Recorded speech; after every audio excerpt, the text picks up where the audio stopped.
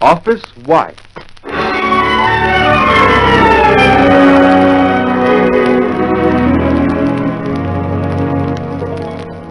The story of the girl who married her boss and of the girl who took over.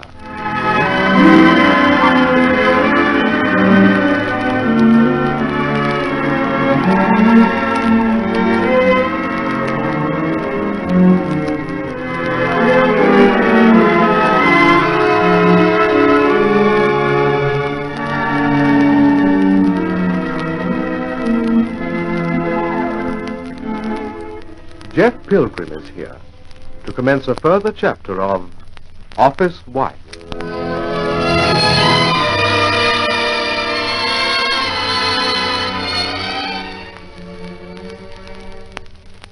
This afternoon I was on top of the world. I'd made Benny Puller see eye to eye with me over the handling of his contract. I'd postponed my trip to the West Coast, and I went to the hospital to make arrangements to bring Marcia home. And then, well, I went to Marcia's handbag for cigarettes. And there were her return plane tickets for 3 days after I was supposed to leave. You can see what she was up to, can't you? She was going to follow my secretary and me and spy on us. And what makes me livid, she's been loving and affectionate all the week with those plane tickets lying in a bag waiting to be used. It makes me sick. Well, if that's the sort of individual she thinks I am, I may as well give her something to be suspicious about. And that's why I'm on the tiles tonight with Stella. We're at the Cheesecake Club in Fig Tree Street. Do you know it? Hot music and watered whiskey downstairs back at our, and sherry on top. Such fun.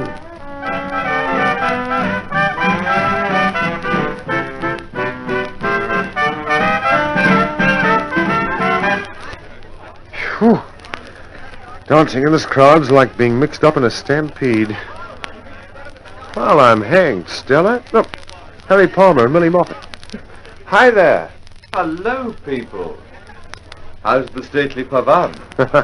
We're kind of shaky on a pavane, aren't we, Stella? What's that? I never heard of it.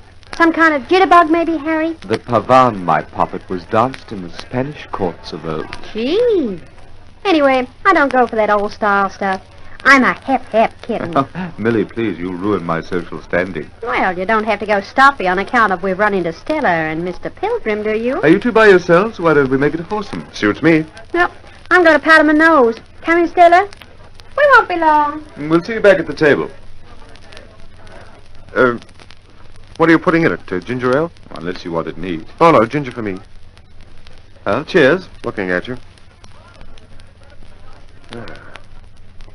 Ooh, there's smoke in this dive. This is no dive. This is the best pleasure dome in Fig Tree Street. Listen, no tales out of school, but, what are you doing here with La Bronson? Having a damn good time. While the loved one lies a-pining in our hospital bed? Oh, shut up, Harry. What happened? You can tell me. I'd rather not, but in future... Oh, well, never mind. Does, Marcia know? Well, scarcely. And I don't care a tinker's benediction if she does. I might even tell her. It's not going to look too good round the office. Hang the office. They don't own me body and soul.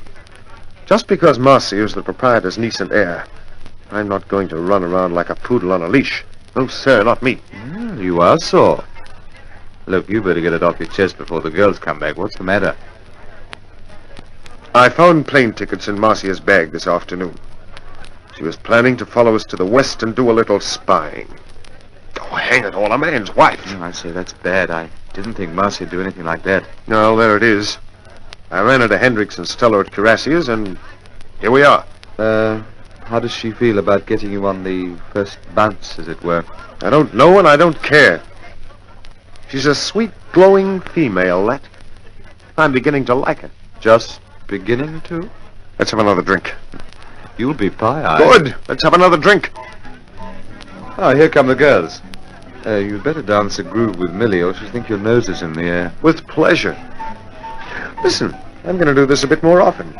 Start at Carassier's, dinner somewhere quiet and dim with a bottle of Riesling and then liqueurs, a fast drive around the bay to Fig Tree Street, And then this till 4 in the morning.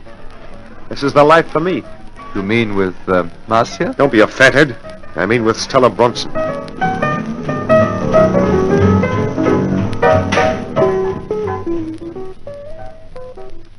Now listen to me, Marcia. It's not a scrap of use flying into hysterics and weeping your eyes out. You've only yourself to blame. But he looked just as though he hated me. Oh, men can detest you for a minute and then forgive and forget and love you all the more.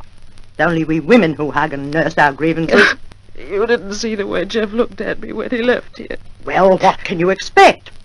Did you expect a kiss for being a thoroughly nasty, deceitful wife? You've had 3 or 4 days to tell him and say you were sorry. I suppose you kept putting it off. Yes. Moral cowardice never gets you anywhere. If you told him what you were up to, he'd have forgiven you on the spot. As it is, well, I'll have a word with Jeff myself. Oh, would you, Aunt Harriet? Not to stick up for you, mind. Just to convince him that you were going to tell him yourself. Mightn't do much good, but it certainly won't do any harm. Oh, I'll never do anything underhand again. I promise you, never. And it wasn't to spy, as Jeff thinks.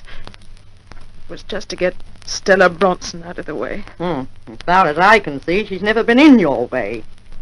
Why, if you let your silly imagination run away with you like this, you'll be thinking...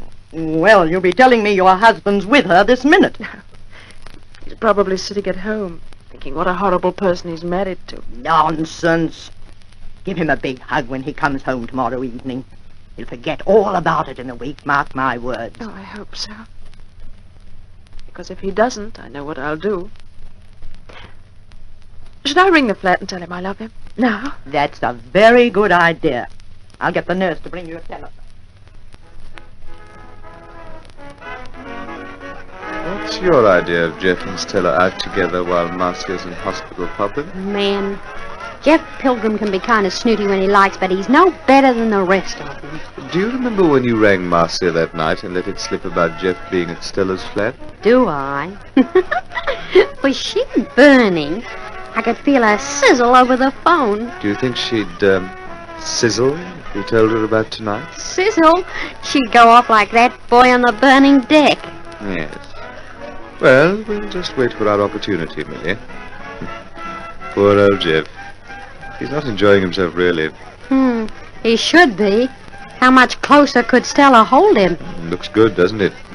Cheek to cheek and her nice golden arm round his neck. Say, what's wrong with my arm round yours? Now, little one. Well, you're not going to dance with me and stare at Stella Bronson. Not if you want me to keep quiet and tell tales on Jeff Pilgrim for you. Dear me, you can be difficult at times, can't you, Millie? Sometimes I wonder if you're a good investment.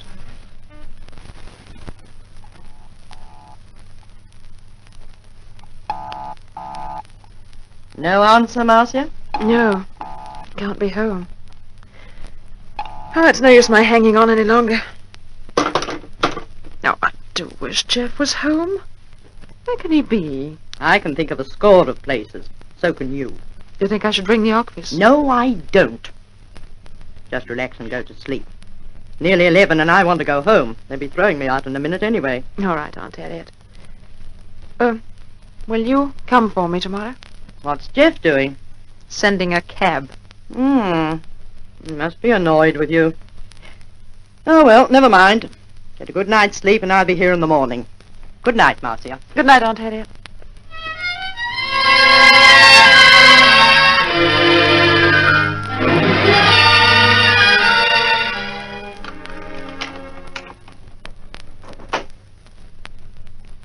Well, I'm hanged. I could have sworn I left the lights out. Good Lord, Aunt Harriet. Asleep. Aunt Harriet, wake up. Come on, wake up. What's the time? Oh, fell asleep in front of your fire. It's 3 o'clock. How long have you been here? Oh, since soon after 11. The janitor opened your door for me. I only intended waiting 10 minutes or so, but I turned your fire on and here I am. Oh, you must feel awful. Would you like me to make you some coffee? No, thank you, Jeff, dear boy. Keeps me awake. Wouldn't mind some tea, though. Good. I'll shove on the electric jug. Where have you been? Or isn't it any of my business? Oh, just that. I see. None of my business. Marcia's terribly worried. She deserves to be. No, she doesn't, Jeff. She wasn't following you to the West to spy on you. She had some scheme for getting rid of Stella Bronson. And I know for a fact that she wasn't going through with it, and she was going to tell you herself. She's not a mean girl, Jeff. Oh, I know, Aunt Harriet. I feel pretty beastly about the whole affair. Is that why you've been out on the tiles tonight? How can you tell? One so seldom sees you with bags under your eyes, Jeff. I've been breathing thick smoke all night, and I've had 1 or 2 drinks more than usual. Who with? Harry Palmer. Harry Palmer and one of his girls at a place called the Cheesecake Club on Fig Tree Street. Marcia rang here tonight. Oh, too bad. What are you going to do tomorrow, Jeff? Just let the cab call for her at the hospital? No. I was furious when I told her that. I'll go and get her, of course. This secretary of yours, Jeff, as long as you have her, there's going to be friction. You know that, don't you? But there shouldn't be. It's utterly unreasonable. The longer Marcia behaves like a child about her, the longer I'll keep her in my office. Look, Aunt Harriet, it's a matter of pretty deep principle. If I give in to Marcia over Stella Bronson when there's no earthly reason why I should, I'll be taking away what I think is the mainstay of my marriage. I'll be letting Marcia undermine the very foundation of our marriage. She must learn to trust you. Is that what you're trying to say? Yes. When she can come to me and say, have 20 Stella Bronsons if you want to, Jeff. I know you won't cheat. Then I'll be only too happy to give in to her. But not before. Young man, I'd like to be able to take that at its face value. Well, why can't you, Aunt Harriet? Because whoever you've been kissing tonight has left lipstick all over your face, and it's not Marcia's. Don't think I'll wait for that tea, Jeff. Good night.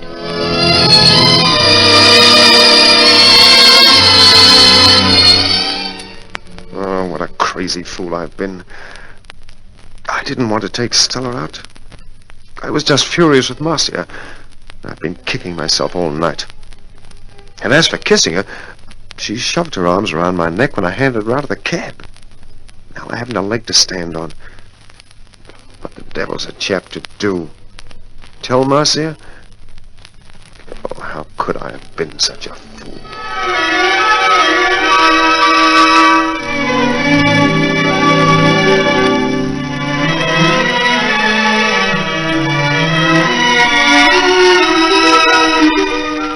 We invite you to listen again to further episodes of Office Wife, written by L.J. Hardy, a Donovan Joyce production.